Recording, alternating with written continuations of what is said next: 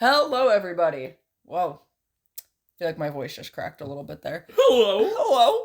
Hello, everybody. Welcome to the Talkin Music podcast. Am I your host? I don't really know how this works. I'm usually the host, but you just kind of started doing it. Dylan didn't start talking, so I jumped the gun and started talking. I'm not your host. I'm your co-host, to be Lyssie. fair, I was pulling up the notes. Because Dylan's not ready and not prepared. I'm not. But it is raining. So this show is canceled.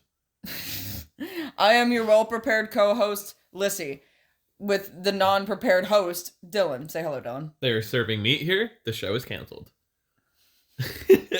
They're serving cunt in the crowd. Canceled. Anyway, hi, hello, hey. I'm Dylan.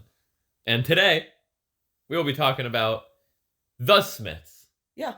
The Queen is Dead. Mm-hmm. Yeah. If you don't know, fronted by Morrissey. Oh, the most uncontroversial, wholesome, I'm sure we'll get into all this. I've ever heard of in my entire life. Oh, the sweetest really, guy. There's a lot of bad people out there. Morrissey is not on that list. Not at all. No, he's definitely not in like the top 10 of the worst people I've ever heard of in my entire life, especially in the musician world. No. He is kind and compassionate, and he loves meat eaters. Oh, he loves the English government. Yeah. He loves meat eaters. He loves all people. Well, genuinely, no, it doesn't matter if you're black, white, gay. It doesn't matter. He loves you all. Well, genuinely, I will say I'm not British, obviously. So I don't really know anything about the English government. So he might be onto something with that. He might not be. I actually don't know. I mean, if he's talking about the Queen is dead, well, he might be on to something here. Yeah, I really genuinely don't have a stake in that argument because I am not well versed in their politics. But that's not exactly what we're talking about. I mean, if you talk about the one song on The Quarry, his solo album, this is America never having like a black president or a lady president, because that was pre-Obama. Well, yeah, because, like, in fairness, the United States government is literally and always will be a laughingstock. So it does affect, countries around the world. Well, you know what I mean? Well, yeah, so we're fucking seeing it. In fairness, I'm sure other countries' governments affect ours to some degree. But, like, I don't know. I feel like the United States really just fucks everything up for everyone. So, yeah, no, in fairness, I'm more prone to hearing about British people talk about America's government than I am about hearing about people talking about, like, Britain's government. Yeah. Even, like, the British YouTubers that I watch, that have nothing to do with politics or whatever, end up, like, always, like, there's something ends up coming up political-wise because they're more of alternative content. And you know how people are to people in the alternative community, and it ends up getting brought up to some degree. I'm like, how do you all know so much about what's going on? But I guess it is a lot more important to the rest of the world if we're in a catastrophe. Yeah. I guess. I don't really know about all the specifics, but that's not the point. The point is we're going to be talking about The Queen is Dead. We're going to be talking about the album by the Smiths. And we'll be talking about Morrissey being a piece of shit, but we're mainly focusing on this album as the album, and not by the controversies surrounding the frontman of the We'll be making jokes, band. though. We'll definitely be making jokes. We'll talk about the controversies, but we're just talking about this album solely as a musical piece. And yeah, that's pretty much it. That's pretty much it. Because when you talk about the Smiths, there's no way avoiding Morrissey. Unfortunately, and that's one of the things is the Smiths was such an influential band for they literally were a flashbang of a band. We'll get into that. Yeah, we'll get into that. But they were a flashbang, and it is insane how much they influenced in like what was it, like 5 years? 5 years, yeah. 5 years that they were together. Let's put this into perspective. The Smiths were a band for as long as me and Dylan were in a relationship. Are in a relationship. Because we're over 5 years now. Shit, we might be Morrissey and Johnny Marr. We might be. Because they should have heard everything before we hit record. Lissy was threatening me. I was not threatening you in the slightest. I was threatened. No, you were talking about throwing the mic stand, Ronnie Radke over here, and let's get I said you controversial. better not fucking knock down my elite shrine, because do you know how hard it fucking took me to set up that foam finger? I'll kick your ass. So in fairness, you were threatening my shrine, Happens. and it took me a really long time to set that up. It happens. If you hit me, it's fine. Like, if you threw it and it hit me, that's fine, because bones do heals, but shrines take a hard time to put back up. Anyway, the Smiths. Let's see. What's your history with Morrissey, Johnny Marr, and friends? So, surprisingly enough, I feel like maybe this is a shock to you, maybe not 100% to the audience, because of my explanation of, like, my musical history. Maybe not to you. But my history with the Smiths is actually not as long as you would think it is. I mean, definitely longer now when I say this, and because I'm old. But I started listening to the Smiths probably about 9 years ago. Okay. 9 or 10 years ago. I just graduated high school, and I was in a relationship with someone who I'm not gonna name.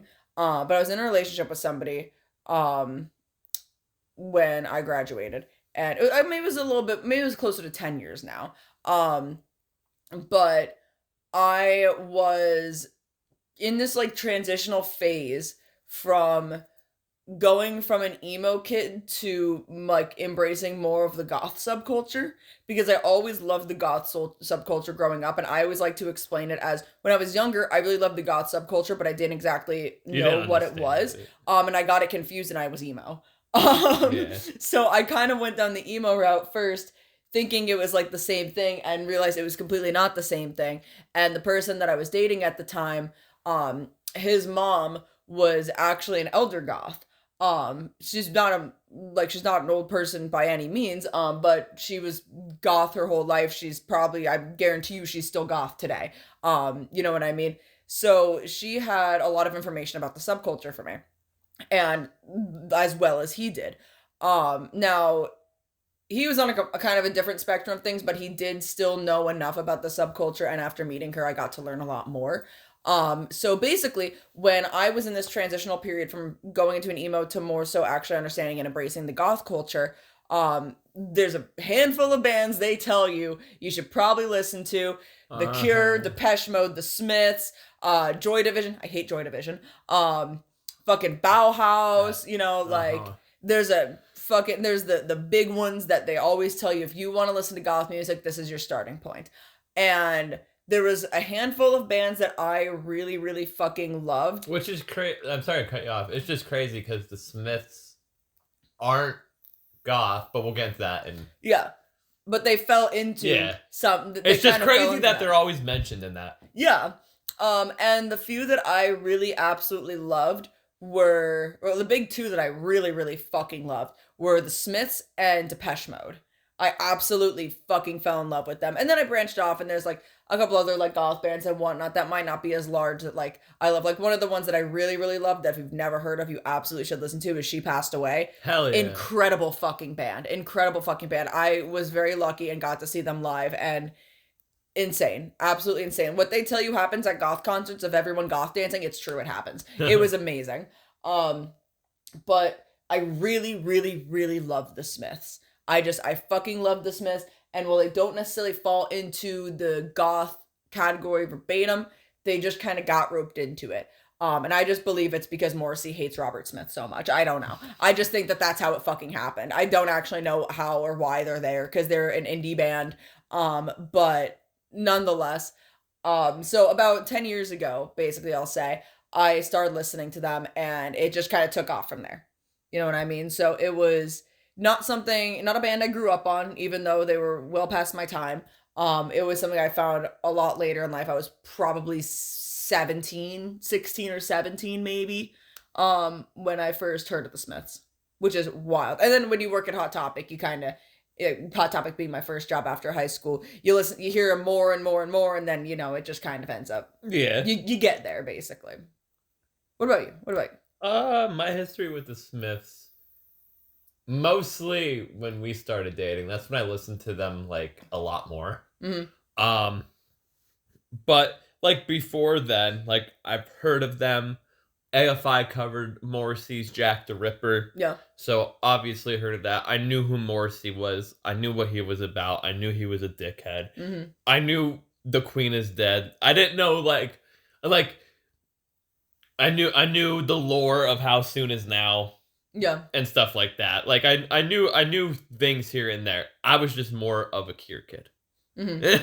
You know, it's actually kind of funny because I forgot to mention, and this isn't really like anything crazy. It actually might be kind of crazy. So when I first got into the Smiths, it took me a hot minute, a lot longer than like more. It's kind of embarrassing how long it took me to realize how much of a piece of shit Morrissey was. Because when I got into the music, I just genuinely like put the albums on a playlist, put songs on a playlist, and I just listened, and I listened, and I listened, and I listened.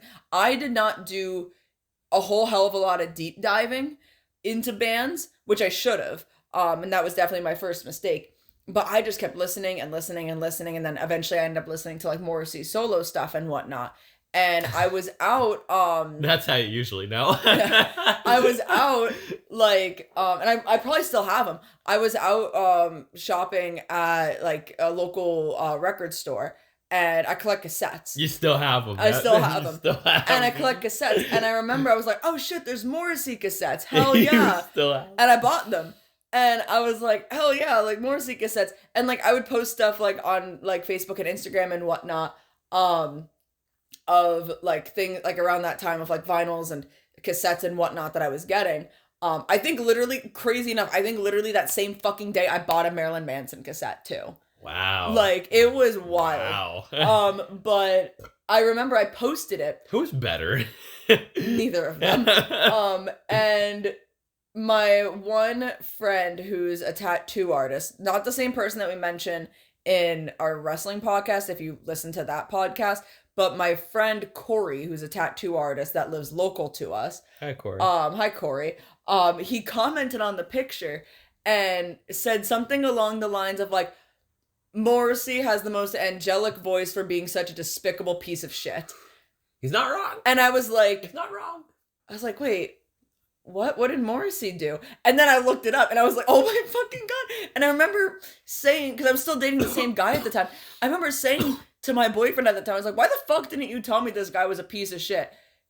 Come to find out, my ex-boyfriend was also a piece of shit, and shared a lot of similar views that I wasn't aware of until very late into that relationship. And I was like, I gotta get the fuck out of here, because holy fucking shit, what the fuck? He was just very good at hiding shit. But anyway, yeah, so I had no fucking idea. No one fucking bothered to tell me when I'm listening to Morrissey's solo shit, like, hey, like, the Smiths is okay, but Morrissey, maybe you should tread lightly on. No one bothered to fucking tell me that shit at all. So there's only certain Morrissey solo albums that you can listen to. Honestly, like, and I don't even know if the ones I have are ones you should be listening to. I just fucking bought them because I was like, oh yeah, I like Morrissey. I like the Smiths. Like, yeah, and no, fuck Morrissey. But I still have them. I still have them. I've never even necessarily even considered, like, selling them because, like, at this point, what am I going to get 5 cents for them? Yeah. Like, they'll just fucking sit there. Why the fuck not? It's a funny story now. Be like, oh yeah, I bought these when I didn't know Morrissey was a piece of fucking garbage. But yeah, so, the Smiths, they are an indie pop, indie rock, jangle pop, post-punk, and alternative rock band from Manchester, England. They were together from 1982 to 1987. 5 years. 5 years, 4 albums. Count them, 4 studio albums. Mm-hmm. And 4 members. Morrissey, Johnny Marr, Andy Rourke, Mike Joyce, but the 2 major ones are Morrissey and Johnny Marr. Because, man, we all love Johnny Marr. I want a shirt that's like the I'm a Paul Heyman guy shirt, but it says I'm a Johnny Marr guy. I'm a Johnny Marr guy. Yeah, so the Smiths, flash in the pan. Yeah. 5 years. Flashbang. Would you like to fill in the people as to why, pretty much? Summarize it. Money. Money, Morrissey. Money, Morrissey suck. Morrissey want money. Morrissey take all money. Everyone get mad. Band break up. Want writing credits. Want writing credit. Everyone break up. Everyone break up. They ain't never getting back together. No, if there was ever they fucking hate each other. The only way that you could ever get Johnny Marr and Morrissey together is if you fucking bury their bodies next to each other. That's pretty much it. Like, yeah, so there'll never be another Smiths reunion. They still perform Smiths songs. Johnny Marr performed some Smiths songs. Johnny Marr was also in Modest Mouse at one time. And Morrissey does Smiths songs too. But I mean, he has his solo stuff. Johnny Marr has like his solo stuff. Yeah, they're never getting back together. Morrissey hates Robert Smith. He hates everyone. I said hi to Morrissey once at a party and he just started crying. So, Morrissey is also, is highly against meat eaters. Does not, he can take that hamburger and shove it up your ass. I want to throw a hot dog at him so Throw bad. a hot dog? I want to take a raw hot dog, an uncooked hot dog, and just throw it at him. The Smiths, their 4 albums, they have their self-titled debut album, and then their second album, Meat is Murder. Crazy. Then The Queen is Dead, and then Strange Ways, Here We Come. 1984, 1985, 1986, 1987. And then I Want Money. Goodbye. Pretty much. I mean, it was I Want Money throughout the whole fucking thing. Yeah. They in my opinion have created one of the greatest B-sides ever, and that is How Soon Is Now. It's a B-side. It's one of the greatest fucking songs fucking written, recorded. The story of it is funny. Yeah. Because they just got fucked up and just kept it going. Yeah. But anyway, we're talking about the 3rd studio album by the Smiths. The Queen is Dead. Probably like the one. Yeah. I would pretty much say is like the one. Everyone, like, this is the album you gotta check out by the Smiths. Yeah. This is the one. It has, I want to see some action. Petey. Okay, I was gonna say their number 1 song on Spotify is on this album. And then it's Heaven Knows I'm Miserable Now. Then it's Back to the Old House. Then This Charming Man. Then Please, Please, Please. And then How Soon Is Now. That's actually kind of shocking. We have a guest. We have a special guest in Didi. He's going to talk about the Smiths. But anyway, The Queen is Dead. It was released on June 16th, 1986. Let's see, what were you doing in 1986? I'm not that old. I know. This was 12 years before I was born. That's crazy. Yeah. That's crazy. It's 14 years before you were born. Yeah. But yeah, June 16th, 1986. So coming up on a big anniversary next year. Yeah. It's a breeze of an album. It's 36 minutes, 48 seconds. It is labeled as indie rock and post-punk. There was 3 singles released from this album. The Boy with the Thorn in His Side, Big Mouth Strikes Again, and There's a Light That Never Goes Out. It spent 22 weeks on the UK album chart, peaking at number 2. Hell yeah. It is ranked 113 in Rolling Stone's 500 greatest albums of all time. Yeah. That's actually kind of insane, like, that it's on, like, that list. It's a fucking killer album. It is. It really is. Pet your fucking cat. Hi, puppies. I'm just seeing. I wonder if they can hear him kneading on stuff. Pretty much, just like every Smiths album, the writers are Morrissey and Johnny Marr. Yep. Every Smiths album. I'm just seeing if there's any cool background stories in here. I wish you would lay on my lap and let me pet you.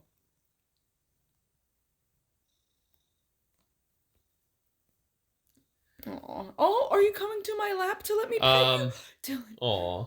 Oh.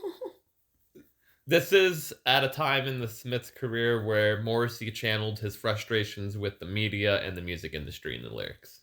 Well, yeah. As we will get into. But he was pissed off. Dee Dee, oh my god, you shed like a motherfucker. Jesus Christ. Just seeing if there's anything else. Come on, why don't you lay down?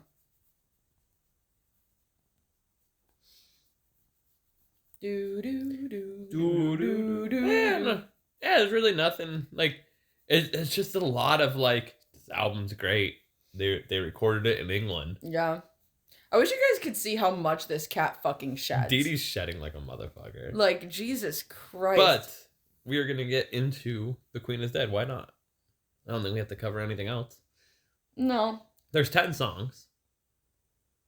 So the album starts with The Queen is Dead.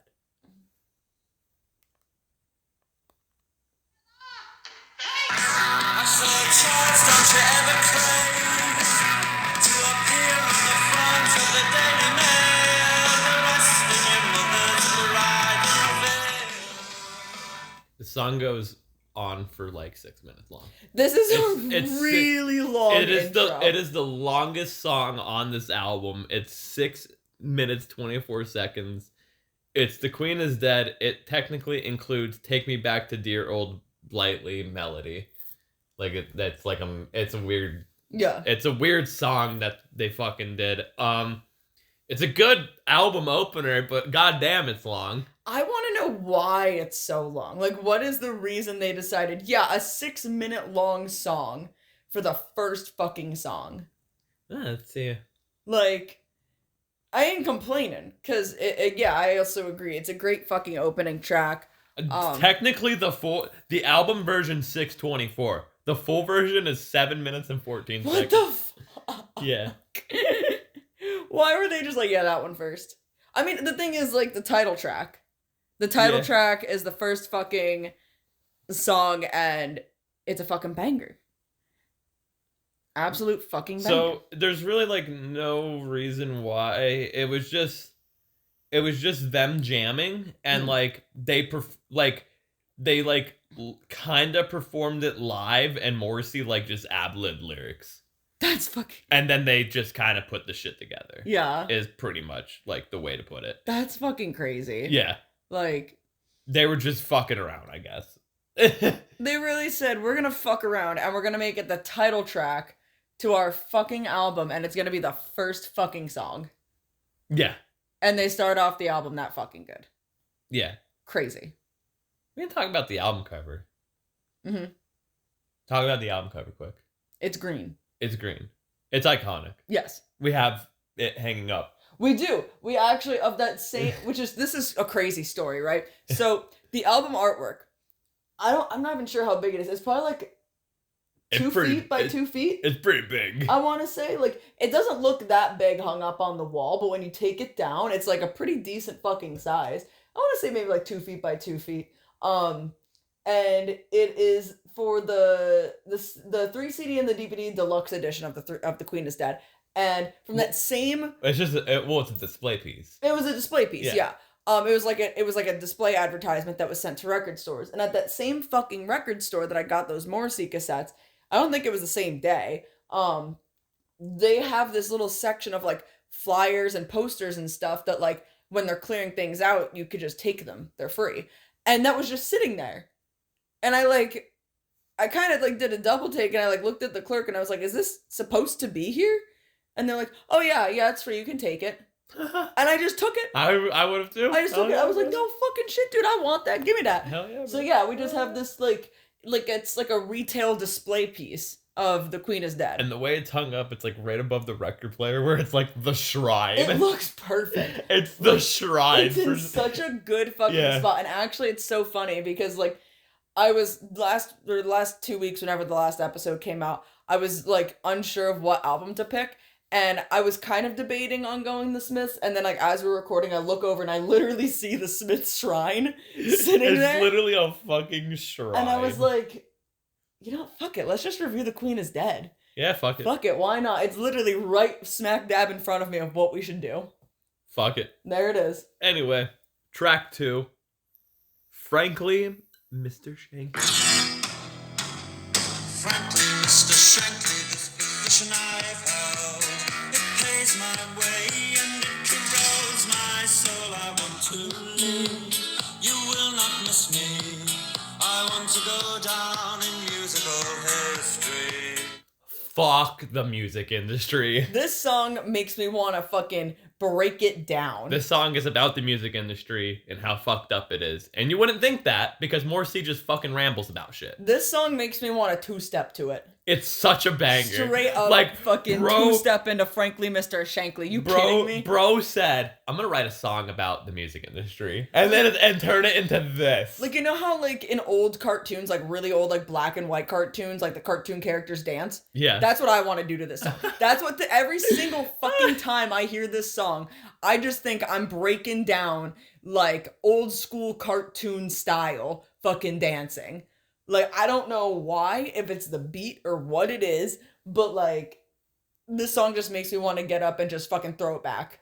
Throw my ass at a circle, Bro, frankly, it's Mr. Shankly. It's a fucking banger. Making Christmas cards with anybody ill. I want to live and I want to love. I want to catch something that I might. It's, And, like, it's just a banger. His, like, I mean, Morrissey is a very distinct vocal style. Yeah. Right? Like, if you hear Morrissey sing, like, you know it's Morrissey. If you know Morrissey, you know it's Morrissey. Like, he has a very distinct vocal style. But, like, I really love, I don't know why, but I love the way that his vocals are in this song. Like, every single time this song comes on, to me, it's such a fucking sing-along. I feel like the whole album's kind of a sing-along to me, and that's just probably a personal bias. But this song specifically, like, I will be belting Frankly Mr. Shankly every single fucking time it comes on. You are a flagellant pain in the ass. What the fuck does that even mean, Morrissey? What the fuck is bro saying? Bro, he's just yapping half the time. He's it's yapping so funny. about literally anything like, under the fucking what sun. is bro yapping about? He's just straight up yapping, and I love it. I kind of just love the running gag of Morrissey just yapping. He's yapping, Like, bro. bro don't even know what Yeah. he's talking about anymore. Hey, you know what's funny about the Smiths, bro? They have this song, and then we go to track 3. I know it's over. Oh, mother, I can feel the soul falling over my head. Bro, This is the talk about a fucking just slap in the fucking face. Like, bro, what the fuck what just happened? this is the part in the drive where I drive off the cliff. like, bro, we went from bopping to we're crying now. Like, we're sad. Whenever I listen to this album front to back, because when I listen to this album, I never shuffle it. I never shuffle this album. I always listen to this front to back. And, like, I am throwing my ass in a circle to Frankly Mr. Shankly behind the fucking steering wheel. And then this song comes on, and I'm ready to kill myself. Like, just to put it very bluntly, like, I'm ready to end it all. I'm ready to leave this earth. Tell them the iconic story of the Taco Bell drive-thru and the chicken.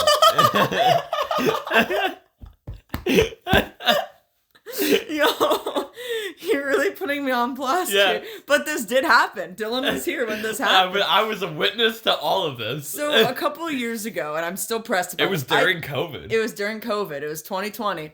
And I talk about this story a lot more than, like, someone in this position should be fucking embarrassed. I'm not, because this is fucking hilarious. The story's funny. So back in 2020, and many years prior to it, Taco Bell had shredded chicken. And they had a mini shredded chicken quesadilla. These were my fucking shit. Like, they were so good. Ask anyone. Best thing ever. Every single time I went through the Taco Bell drive-thru, I have now since found a new like order. But listen, turn me on to them. My order was like 5 of these because they were small. They weren't like the regular standard size quesadilla, and you probably could get the standard size quesadilla, but it was different. There was something different about these. And they were so fucking good. And the shredded chicken was just absolutely phenomenal. Taco Bell, for whatever reason you're listening to this, I have a fucking tattoo for you. Bring back the goddamn shredded chicken. I swear on my life. Swear on my life, please. But anyway, so damn. I am very well versed in Taco Bell news. Because I really love Taco Bell. You keep up with the news. I do. I keep up with everything going on in Taco Bell. Like, if there's something new coming to the menu, I'm telling Dylan about it and we're going to get it. And we might not have gone to get it. I got the street tacos. You probably didn't even know they had street tacos. I got them because I wanted them. I got those little mini fucking crunch wraps that they had. Loved those things. The crunch wrap sliders, they were incredible. Anyway, I'm well versed in Taco Bell news. And there was it wasn't even speculation or rumor mill. There was news that Taco Bell was getting rid of the shredded chicken. The whole world was aghast. I was aghast. I was floored. It was a very detrimental time in my life, but I was like, you know what? I'm just gonna do my due diligence and, you know, get my shredded chicken while I can. And this was honestly also at a point where quite literally, and I'm not exaggerating, and I know Dylan will back me on this, me and Dylan were going to Taco Bell every single night for probably about a year straight. We were living on Taco Bell for a little bit during COVID. We had a routine. Like, it was quite literally every night. Dylan got home from work because he got home a little bit later than me. We got in my car. We went to Taco Bell. We got Taco Bell and we went home. Oh, yeah. This is after, like, things opened up. This wasn't when world shut down. This was late stages right COVID. when things started. Like, a little bit after, maybe. But, this right when things started opening back mid-COVID, up. Yeah. So this was, like, mid-2020. People had to get jobs again. Yeah, basically. So, the one night, we went to Taco Bell, got my shredded chicken quesadillas and everything. Everything was great. Everything was awesome. I was thrilled. And I didn't see it coming. I should have known. I didn't see it coming. But we went the next day. Literally the next day. Same time, same routine, everything.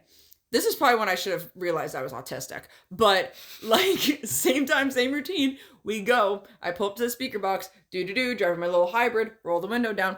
Hi, thank you for choosing Taco Bell. What can I get for you today? Hi, can I get 4 of the shredded chicken mini quesadillas? I'm so sorry. Those have been discontinued. And then... What?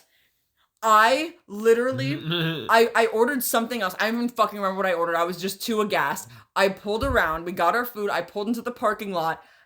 And then I turned on I Know It's Over by the Smiths. And I started crying.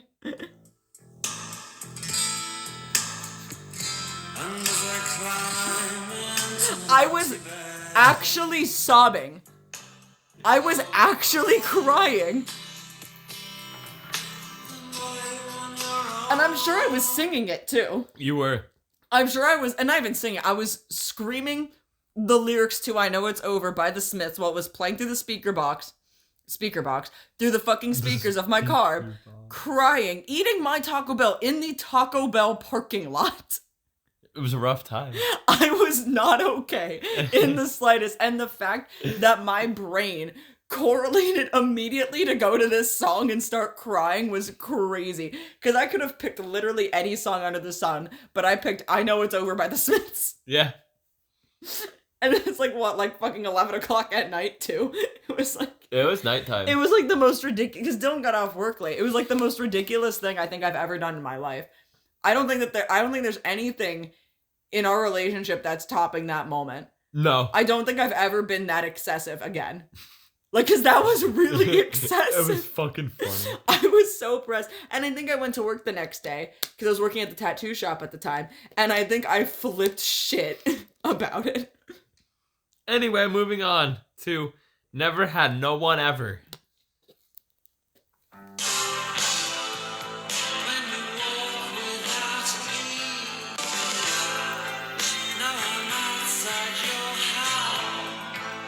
This is like the only song I don't care for on this album. It kind of flows with the same vibe that we're going with I Know It's Over. So yeah, to me, when I'm listening to this album... It's sandwiched in between two songs. Yeah, it's sandwiched in between two really fucking good songs. Yeah. But this is kind of like... I'm vibing on this one. You know what I mean? I'm not skipping any song on this album. I'm gonna say that straight up. It's just, Like, I literally do not... I don't skip anything on this album. This album I play straight through. I listen to. I sing. I cry to Taco Bell in a Taco Bell parking lot with this. It's just one of them for me. It is like if this song comes on a playlist, sure, fine, I'm gonna listen to it. This might not be a song I'm adding to a playlist, but if I'm listening to this album, I'm listening to it straight through. I'm not skipping it. And if it randomly comes on the radio, I'm gonna probably just play it and listen to it. Yeah, you know what I mean. So. It's one of those where it's like, I could take it or I could leave it. It's not the best Smith song by any means, but it's not bad. Moving on to Cemetery Gates.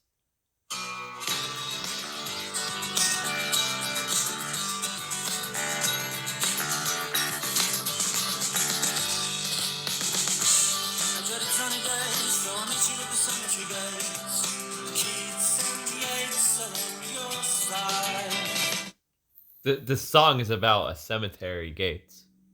A cemetery gate. Yeah, you know what I mean. Cemetery gates. The song is about snubbing the nose at some fucking Yeah, no, woman, apparently. Yeah. Like, that's That's what he actually wrote this song about. That's what it is. But it's just Snubbing his nose at pretentious women. it sounds so happy. Mm-hmm. It sounds so happy. So, fun fact about this song. When I was still living with my dad lives in an area where, like, literally there's like fucking 3 or 4 cemeteries, like, near my dad's house. Like, all within a very close distance. Like, I'm not saying, like, oh, there's one and, like, another, like, couple miles down there. Like, no, these are literally, like, back to back to back cemeteries. It's crazy. And the one was really, really close. Like, the closest one to where my dad lives, was very easy walking distance. So I used to go and walk down to the cemetery, and no one, it was very sad, like it was a small cemetery, but like no one ever really was there. So I would walk down there with like my like notebooks and shit, and I would just fucking sit in the cemetery and I would draw stuff. Crazy. Fucking edgy. Yeah, it sounds like so fucking edgelord and whatnot. Fucking edgy. But like sometimes you just kind of want to be outside, alone, isolated. Not that like where my dad lives was like a very busy area, because it's definitely not. I want to be with the dead people. But I was just like, I kind of just don't want to deal with really any noise. You know, I just kind of want to be silent solitude, just sitting here drawing. Hanging with the dead homies. Hanging with dead homies. And I used to listen to this song sitting in the fucking cemetery, because I was like, oh, I'm in the cemetery and I'm listening to Cemetery Gates by the Smiths. That was kind of edgy. Because I'm fucking cool. Because I'm fucking cool. I'm fucking goth. I'm fucking edgy. I'm so goth. Little cringe story there for you. But yeah, no, I'm sure I still have like stories on my Instagram archives, because I used to like post on my Instagram archives like me drawing in the cemetery, because that was so fucking cool. But yeah, no, it was really, really nice. Well kept cemetery though. And it's sad, because I say this and literally like I went down there multiple times. Like this wasn't like a one-off thing. Like I went down there multiple times and I never saw anybody else there. That's crazy. It's so sad to think about, you know what I mean? Like, and like not to get like any sort of like spiritual or religious beliefs or anything talking in necessarily this podcast or whatever, but like to me I'm just like, that'll be our third podcast. Yeah, I'm like, to me I'm just like, you know, I feel like it's kind of it's just sad, you know? It's sad that, like, you know, people just end up not going to visit people. So it's like, I'll just go sit here and spend some time in the cemetery with whoever and whatever might be out there, you know? Draw some pictures. Maybe give me some sort of inspiration or something or another, you know? Yeah. But no, overall, like, actually talking about this song, it's an oddly happy vibe of a song, especially really coming off of, like this album's like what Mania feels like. Genuinely, like, what the fuck is going on? But yeah, no, it's like always like a whiplash going from Frankly Mr. Shankly to I Know It's Over to Never Had Anyone Ever to Cemetery Gates is like just boom, boom, boom. Oh, it's crazy. It's fucking weird, man. It's a crazy album. But moving on to Big Mouth Strikes Again.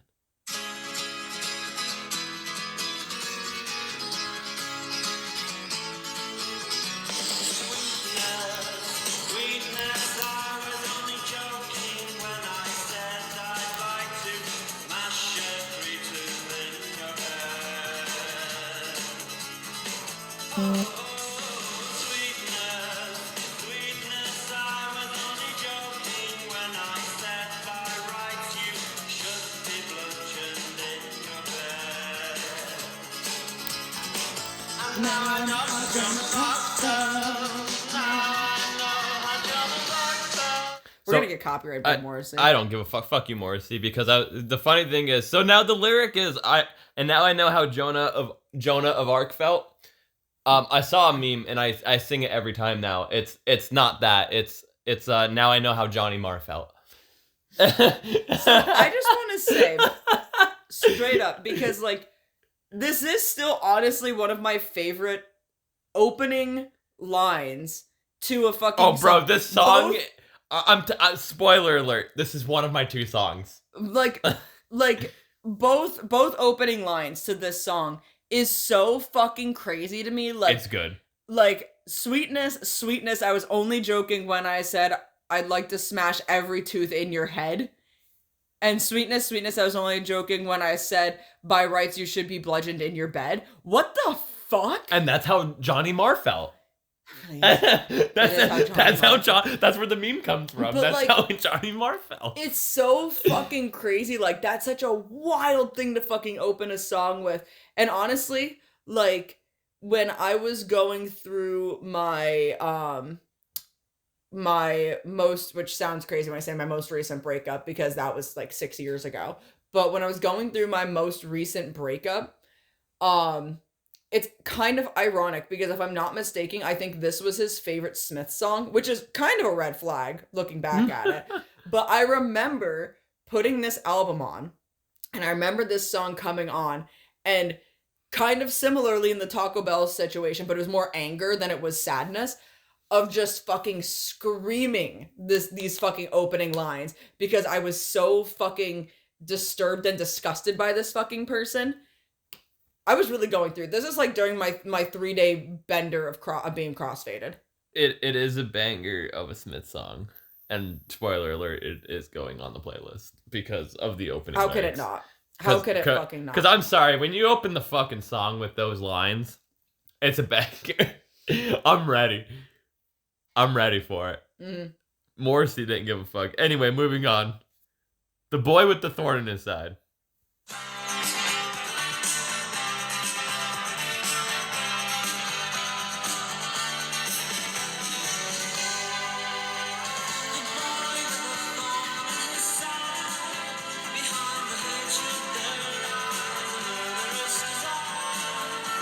All right, I need to skip to the end just for a minute. Yeah, it starts like right here.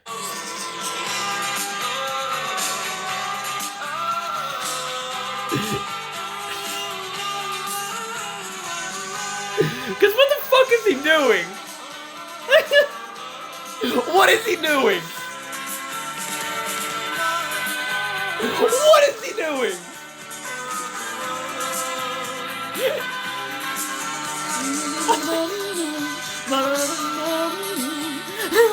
What is he doing? I love how the lyrics are just like, musical note. What the fuck is he doing at the end of the song? Morrissey's just like, oi, bruv. Listen, tell me about this song. Morrissey's like, oi, bruv. Tell me.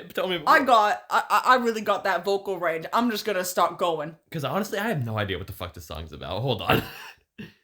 Probably something about Morrissey being mad at the government and the government being a thorn in his side. Fun fact. The B-side to this was Asleep. That's my favorite Smith song. This was the first single by the Smiths to be accompanied by a promotional music video. Oh, see, that's why they had a music video. He had to, like, really get in that last, like, minute of him owing, like, ripping his fucking shirt off. Is basically what this was. Morrissey was like, I have to appeal to the female gaze. Bruv. Do you think Morrissey said bruv? No. Do you think Morrissey says bruv now? No. He does. It doesn't say anything of like what the fuck's this song about or anything. I don't fucking know. It's just Morrissey yapping again. The boy with the thorn in his side. I really do genuinely feel like, though, this song was him just being like, I have a beautiful vocal range that appeals to women. I'm going to appeal to the women audience. Yeah, because he appeals to the women audience now. Not now. At the time, it's kind of crazy, though, because... He really let himself go. He really did. Like, that's what hatred does to a motherfucker. Like, I mean, honestly, in my opinion, Morrissey was always a weird-looking motherfucker. But who's in better shape, him or Robert Smith now? Because Robert Smith's rough looking, too. Robert Smith's rough looking, but Robert Smith wasn't always rough looking. Morrissey dropped, like... let himself go so fucking fast after the Smiths. Yeah, I was like, gonna say, like, crazy. Like, once he became a solo artist, that's when, like, things started taking. Yeah, it was crazy. So I give Robert Smith the win on that one. But no, Morrissey, like, back in the day, Morrissey was like this fucking, I don't want to say like a sex symbol. But, I mean, kind of close, you know what I mean? Like, he was a good-looking dude. He was this good-looking guy. Yeah. I don't think so, but a lot of people thought he was this good-looking guy. And a lot of women really fancied him, as they would say They in Britain. fancied him. They'd say that in the Britain, that a lot of women really fancied him. You know what I mean? You know what I mean, bruv? But, so, I mean, I would not put it past him with his big-ass fucking forehead, because you need a big-ass fucking forehead to have a fucking big-ass head like fucking Morrissey does, to be like, I'm gonna give the women what they want. I don't know who wanted this. It was a great song. It's a great song. It's a great song. There's no song on this album that I'm gonna look at and say is a bad fucking song. But yeah, he was, you know, it's songs like this has nothing to do with it. But it's like that one. What fucking Nick Shoulders song is it? It was off the first album we reviewed on this podcast. Okay, Crawdad. Where I think it was the Honky Tonk one. Sure. Where he just starts like mouth trumpeting in it for like no reason. He just does it. Like, and that's kind of the same vibe that it gives me in this. It's like there's no reason. He's just doing it. He's just did it. That's his mouth trumpet. Bro, it's like fed up. Like, this is fucking, I can't do a mouth trumpet. Mind you, he does that for like the last like almost minute of the song. Yeah. It's like it a goes on minute. for a while. It's like a minute, dude. It's like, what the fuck are you doing? Morrissey's just a self-centered fucking asshole, and frankly, Mr. Shankly, I could almost guarantee you that he was just like, I want my spotlight, darling. Oh, my fuck. Anyway, moving on. Vicar in a Tutu. It's a sleeper hit. I was minding my business, slipping some band off the roof of a holiday church. It was worthwhile living a radical life. Setting my Man, I like when they go country. It kind of has that country vibe. It has a to little it. bit to it. It has a little yeehaw to it. Like, I could, Morrissey's wearing a cowboy hat.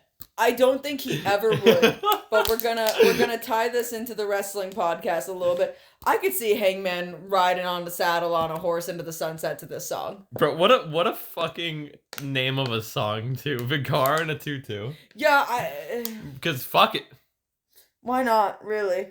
It's a sleeper hit. It is a sleeper hit. It Like, absolutely is. People I feel like don't talk about this song a lot. No. And it's a good one.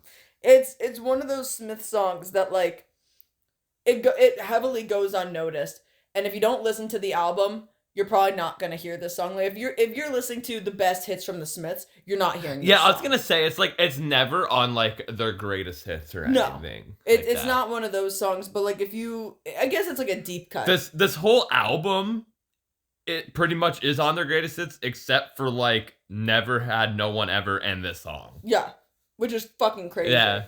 That's how good this fucking album is. But yeah, no one ever fucking talks about it. But it does have a little yeehaw to it. I can see myself with a fucking lasso rounding up some fucking cattle. Yeah. On the farm in Britain. But yeah, it's just kind of the Smiths doing shit again, which I'm always here for. Yeah, it's a quickie. It's kind of like the same all the way through. Moving on Yeah. to There Is a Light That Never Goes Out.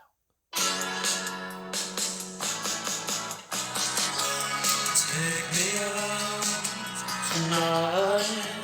And you know where I'm going. where there's music and there's people and the young and the light. Driving in your car, I never want to go home. And if a double-decker bus crashes into us, to die by your side is such a heavenly way to die. And that right there is the reason why this is my favorite Smith song. So do you want to hear something that I've never told you about before? Oh boy. And something that is actually, when I say this, it's going to be a little bit of a shock. Oh boy. But let me explain myself because I'm scared you'll get mad at me for this. Oh boy. I had a disdain for this song. Really? I had a bit of a disdain for this song for a while. Why? Is it just because it's like meme to death and shit? No. It's a very sad reason. Oh boy. So Did you get hit by a double-decker I bus? didn't, but at the time I wish I did. In my past relationship, this was a very prominent song. This was an incredibly prominent song. And again, once that had ended, and it ended as terribly as you could fucking imagine it to, I grew such a disdain for this song because it was like, I don't want to say like an emotional trauma thing, maybe kind of a little bit, but it was one of those things that I literally couldn't listen to because it brought me back so much fucking anger and so much hatred for this person that I was like, I can't, like, I physically can't do this. And as time went on, which is where we're getting to now, as time went on, I healed from that. I was like, this song, first of all, this song is the, like, I would say the Smiths' biggest song for a fucking reason, next to How Soon Is Now. Yeah. It's like neck and neck. It's fucking big. It's a huge fucking song. Also, it doesn't help. I think the movie was The Perks of Being a Wallflower that this song was like featured in. Yes. Which, you know, that was a whole fucking thing. So this song is so fucking good. This song is an absolutely fucking phenomenal song. And today, I fucking love this song. I refound my love for this song after disconnecting bad memories from this song. Because it was, and it really upset me for a long time because of how much I did love the song and the fact that it got attached to something so negative for me for like the longest time. Not really the longest time. I'm kind of exaggerating a bit, but it got for a long enough time, it was attached to such negative fucking memories to me. And not to sound like gross and sappy or whatever, but like, when I finally started to like sit down and listen to this song and learn to love this song again, I reattached it to new memory. Dylan. I hit Facebook Reels by accident. I reattached it to new memories that basically, like, this sounds so stupid. Like, this is gonna sound so fucking stupid to say, and the fact that this is on recording is, like, wild. But, like, basically, when I listen to the song now, to me, it feels what it's like to love again and not have that love hurt you. Whereas, prior to, that love hurt me so fucking much, and it almost felt like a bad bonding experience. Where now it's like, this song feels like how this song is supposed to actually feel like to me. Like, it's like I learned about the song, and I learned about it in a toxic way. And then when I rediscovered my love for it was, well, I guess just to outright say it, is to when you and I were dating, or are dating, because we're dating, but like when, around like early times when we were starting to date, and re-listening and relearning to love this song again and attaching it to memories of just like what it actually is supposed to feel like. And loving you is like listening to this song. Because I drive a double-decker Because you bus. drive a double-decker bus and you're gonna hit me with it. So the reason why this is my favorite Smith song, fun fact, is because this is actually insane. I saw a Morrissey live version. Jesus fucking Christ, this is not as fun. Like, it's not. It's not. It's like on YouTube, deep diving one time, and there was like a live version of Morrissey doing this, like at a solo show or whatever. But like he had his backing band, but like he also had like an orchestra with him. Okay. And no, I'm not even joking. When he hits this part, I'll have to find like the video to show you. When they get up to, and if a double-decker bus crashes into us, the fucking orchestra goes so goddamn hard. There's violins, right? Yeah. I love a violin. It goes so, it sounds so good though. And like, it was when Morrissey was letting himself go. But like, if you just closed your eyes and you're listening to this, you can hear the fucking, like, emotion in his voice. I will honestly say, like, the one thing about Morrissey is while he has physically let himself go, and I mean, granted, He could still sing. I have not heard what he sounds like recently. He sounds pretty alright. But even throughout when he was letting himself go in his Morrissey albums, he sounds the same. Yeah. He sounds so fucking good still, so I have to give him that. Yeah. But yeah, no, this song was a hard one for me. I guess I kind of lied a little bit in the beginning of this podcast, where saying like I'd never skipped a song. I skipped this song a lot when listening to this album. There's a point where I just put this album on the back burner for a while. But after relearning to love this song, I no longer skip it. Fair. So yeah, that was a lot. That was a lot. There was a lot attached to this song for me. Which is, it's kind of crazy, especially like, I mean, I say this and we're talking like 5 years ago now, 5-6 years ago now, where all of this happened. But like, it's crazy because at that time, I felt like there wasn't a whole lot of songs, and even now, like, there's not a whole hell of a lot of songs that really impact me emotionally like this song fucking did. And this song was like a roller coaster of emotions for me for a while. So even though like it was tough for a while, this song really does hold like a really big special place in my heart. Fair. Moving on to the closing track. And this is a great reminder. Thank you, Morrissey. Some girls are bigger than others.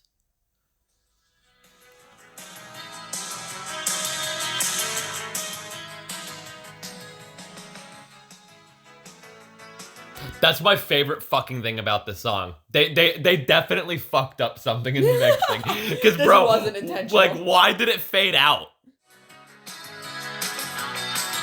And then it fades back in. What the fuck was that about? Morrissey's trying to be artsy. That's what it is. Morrissey's like, it's so deep. It's so deep, bro.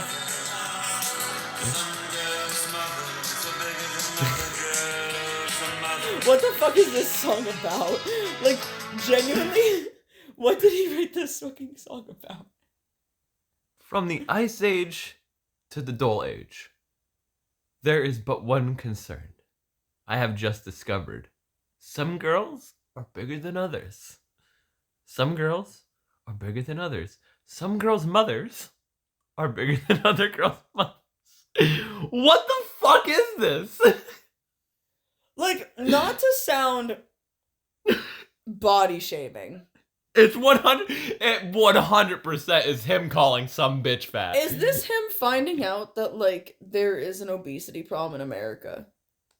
Because, like, in other in other countries, I mean, actually, right now, it's kind of crazy because, Britain is, like, I mean, they have been for a while now, but they were starting to experience similar issues that the United States was dealing with, like, rising obesity cases. And I'm not trying to sound funny or crude or rude in any sort of sense, just statistically wise. And I'm genuinely wondering if Morrissey, like, just found out what America was and was like, oh, they got weight problems over there going on or something. Like that's what it feels like to me. That's like what it feels like he's fucking singing about, which, by the way, is crude and unjust. And but I also don't know what else this song could fucking be about. Like, what the fuck? Like, this just genuinely feels like some sort of fucking, like, body shaming, I hate woman song. Bro, it doesn't even fucking tell me anything. I have no idea. But, like, all it tells me about that, it tells me about, like, the fade-in thing. The producer just wanted to do it to make it sound like the door was opening and then closing. I would have never guessed that. But yeah, some girls are bigger than others. It's a good song. It's a catchy song. But it's a fun song. It's just, what the fuck you talking about, my guy? Yeah, it's kind of falls into the lines of, like, Morrissey yapping again about literally whatever. It's like, this song kind of reminds me of, like, the true closing track should be There's a Light That Never Goes Out, but this is like this is like a movie. Like, this album plays like a movie. And this is like the end credits are rolling. Yeah. That's what I feel like it is. I can honestly even see something of, like, this song being a hidden track, but it's not. Like you get hit by the double-decker bus, you're fucking dead. Movie ends. And then roll credits, and then it's... Yeah. You know what? I have a request. Oh no. I have a request. Are we gonna play Some Girls Are Bigger Than Others at Our Wedding? No. My request is next DCW pay-per-view, have a roll credit. Oh my And god. play this song. And it doesn't even have to just be like a standard credit roll. Like, it could have like bloopers in it while the song's playing in the background. Oh my god. I need you to ask good old Eclipse about that. I will. And see if that's something he's down to do. I'll be 'cause like, it's please do this. fucking hilarious. Or even if like you guys, even if it's not a pay-per-view, if you guys do some fucking Juggalo Jesus chaos bullshit. Well, we are gonna eventually, not to spoil anything, but we are eventually doing a show built around Juggalo Jesus. That was a part of the thing I was asking you to draw about. This is the end credits to it. Oh, God. Add the bloopers in. Like, it's one of those feel good Pixar movie endings. Yeah, because Juggalo Jesus is a Pixar movie. Like, it's just something so fucking absurd. Like, this, for whatever reason. Morrissey is my favorite Juggalo. The sound of this song sounds like it could be the end credits to either an indie film or a fucking Pixar movie, and there's no in between. Oh man, That's where it goes. Because you can't have this at the end of the fucking Five Nights at Freddy's movie. Yes, you could. I mean, you probably actually You could. fucking could. Actually, you could. But like, this is the song that plays at the end of the high school play where everyone's taking a bow. Yeah. Like, what? This is my graduation song. Anyway, that's the album. That's The Queen is Dead. The Queen is fucking dead. She died. So it was Lissy's pick. So I get to pick my favorite songs, and then we'll rate this album. Yeah, I'm picking Big Mouth Strikes Again, and There's a Light That Never Goes Out. It's pretty fucking simple. Okay. I pretty much explained as to why. So yeah, that's why they're going on the list. Yeah, no, that's fair. Which ones are you putting on the list? I'm putting on the list Cemetery Gates and I Know It's Over. Okay. Or not I Know It's Over. I'm sorry, Frankly, Mr. Shankly. Frankly, Mr. Shankly, and Cemetery Gates. So, let me add this to the playlist quick. I can't put the sad Taco Bell song No. on the playlist. You can't. Now, I hope whoever listens to this podcast, whenever you hear that song, you just think of me sitting in my little bootleg Prius, Cemetery. crying over Taco Bell at 11 o'clock at night in their parking lot. Cemetery Gates.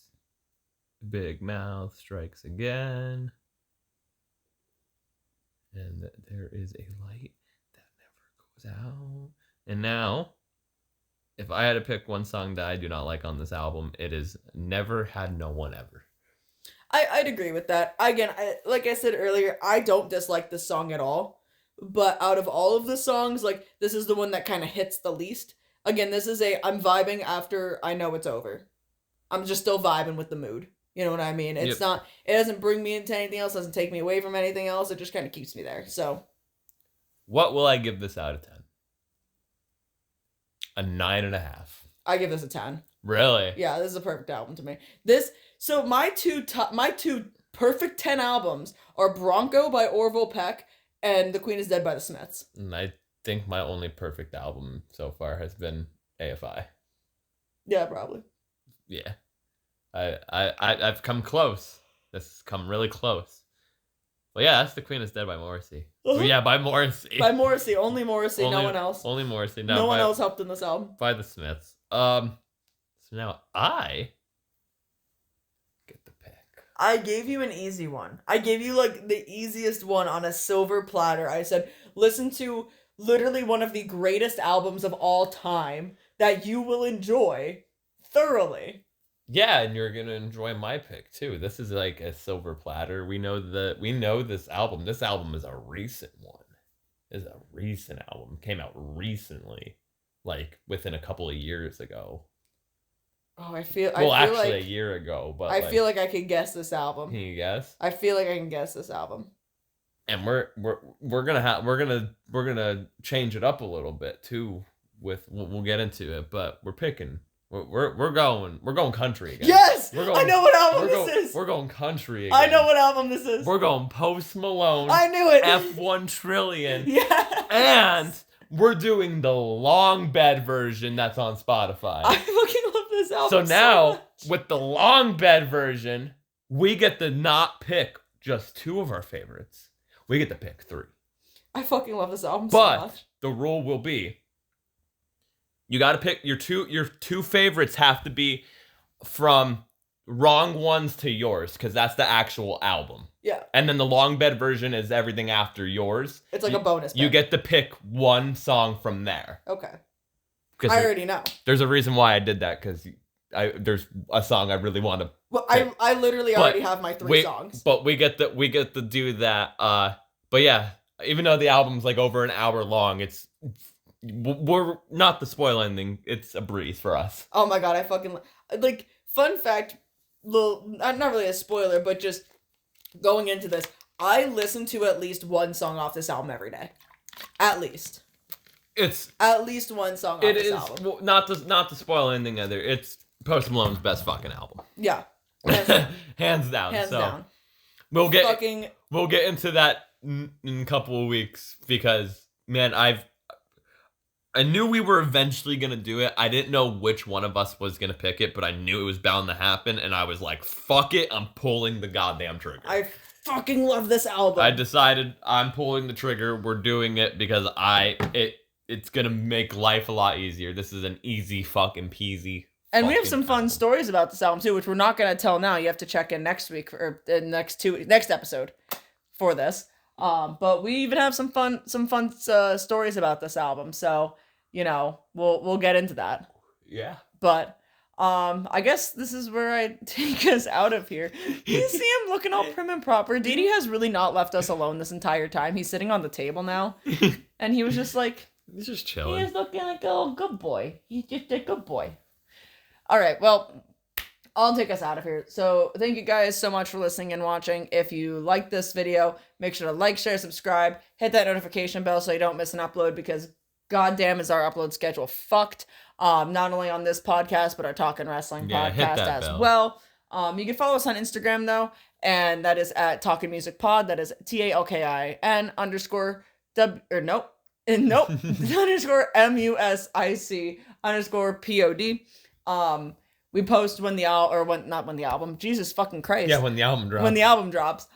When the video uploads, or when it's uploading. So at least you'll get a notification that way of, hey, video's uploading. But make sure to hit that notification bell, because it'll tell you when the video's actually uploaded, because sometimes YouTube fucks on me.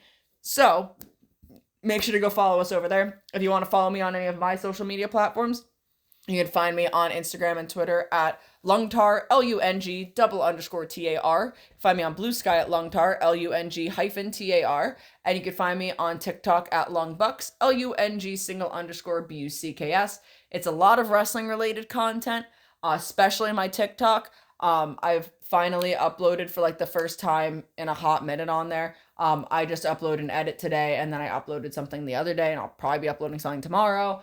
But it's a lot. It's mainly wrestling. Same thing with like my Twitter. My Twitter's all wrestling.